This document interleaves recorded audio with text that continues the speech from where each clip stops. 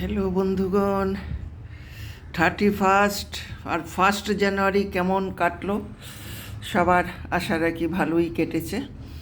আমাদেরও সেই খ্রিসমাসের আগের থেকে শুরু হয়েছে নিমন্ত্রণ বিভিন্ন তেল মশলাযুক্ত খাবার। তাই আজকে মানকচু, শস্য, কাঁচা লঙ্কা, নারকেল দিয়ে বাটা একটা বিট ছিল, সেটার চাটনি করে নিয়েছি।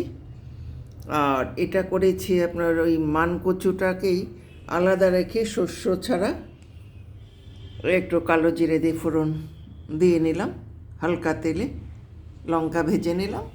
আর তেল ছাড়া একটা করেছি, ওই যে ছোট বেগুনগুলো একবার একটা রেসিপির কথা দেখিয়েছিলাম, সেটার সাথে শীতল বা পুঁটি শুকু মাছ এইটা দিয়ে পেঁয়াজ কুচিয়ে, কাঁচা লঙ্কা আর নামাবার সময় রসুন দিয়ে একটু ঝোল করে নিয়েছি।